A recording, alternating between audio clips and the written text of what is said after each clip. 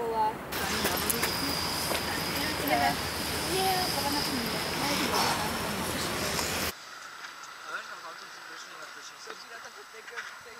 Takže používate sociálne siete? Určite áno. No, tak sociálne siete používam, pretože som trošku od fachu, ale mne sa tie sociálne siete nepáčia, lebo to ešte nie je pre tú tak vyspelá spoločnosť, aby to mohla použiť. Používate sociálne siete? Ne. Takže používate sociálne siete? Áno. Používate sociálne siete? Áno. Na koľkých stránkach ste zaregistrovaní? Jednej. Na koľkých stránkach ste zaregistrovaní? Ako sociálne? Hoci aké. E-maily, bankové účty.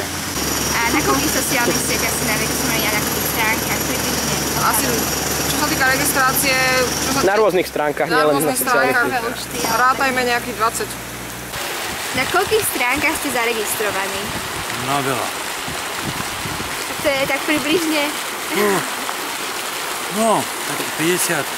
Ale sociálne siete myslíte? Alebo... Všetko. Na koľkých stránkach? 50, 60. Na koľkých stránkach ste zaregistrovaní? Na 2. Zverejňujete na internete v nejakej forme svoje osobné údaje? Iba ak si nakúpim niečo cez e-shop, ako napríklad Máleska. Ďakujeme. Zverejňujete na internete v nejakej forme vaše osobné údaje? Je. Zverejňujete na internete v nejakej forme svoje osobné údaje? A zverejňujete na internete v nejakej forme svoje osobné údaje? Určite áno, Facebook.sk či komu. Zverejňujete na internete v nejakej forme svoje osobné údaje? Nie. Uvedomujete si, že štátne orgány môžu sledovať vašu komunikáciu na internete? Je mi to jedno. Uvedomujete si, že štátne orgány môžu sledovať vašu komunikáciu na internete? 20. Ďakujem. Uvedomujete si, že štátne orgány môžu sledovať vašu komunikáciu na internete? Áno, uvedomujem. A uvedomujete si, že údaje o vašom súkromí sa ukladajú na miestne servery? Uvedomujem a preto asi niečo budem rušiť z toho. Uvedomujete si, že štátne orgány môžu sledovať vaše komunikácie na internete? Práve preto. Uvedomujete si, že údaje o vašom súkromí sa ukladajú na internete? Obávam sa toho. Uvedomujete si, že údaje o vašom súkromí sa ukladajú na internetovom serveri? Uvedomujete si, že štátne orgány môžu sledovať vašu komunikáciu na internete? Áno. Uvedomujete si, že údaje o vašom súkromí sa ukladajú na miestne servery? Nie. Na koľkých stránkach ste zaregistrované? A myslíš na... Mám týkať či vykať? Týkajte kľudne. A myslíš sociálne siete? Všeobecne. Všeobecne. E-maily. Tak to neviem ani spočítať. Takže veľmi veľa. Hej. Veľa, hej. Zverejňujete na internete v nejakej forme svoje osobné údaje? Pokiaľ nie sú vyslovene vyžiadané, že je to nutnosť, tak nie. Uvedomujete si, že štátne orgány môžu sledovať vašu komunikáciu na internete? Veľmi dobre.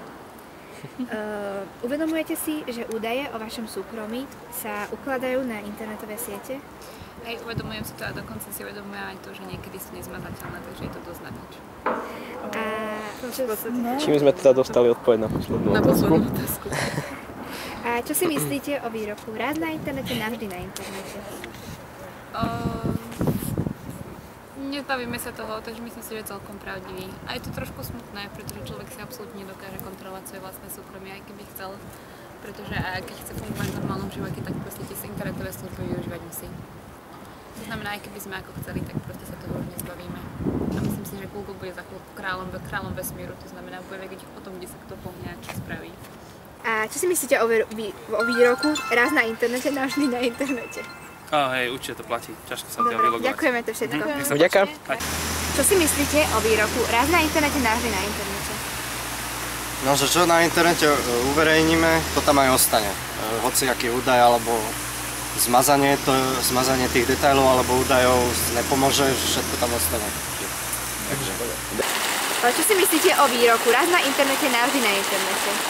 No, mám tiež asi pravdivé na to. Uvedomujete si, že údaje o vašom súkromí sa ukladajú na servery? Ne. Čo si myslíte o výroku raz na internete, navždy na internete? Neviem. A ešte raz jednu otázku. Čo si myslíte o výroku raz na internete, navždy na internete?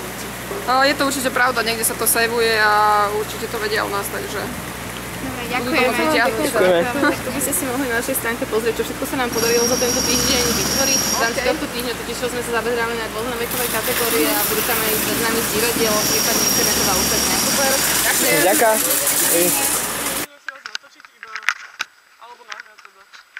Dobre, keď ide o školský projekt. Čo sa deje? Akú stránku asi najčastejšie navštívujete? Facebook. Super, potom ďalšie by bolo, aké osobné údaje zverejňujete.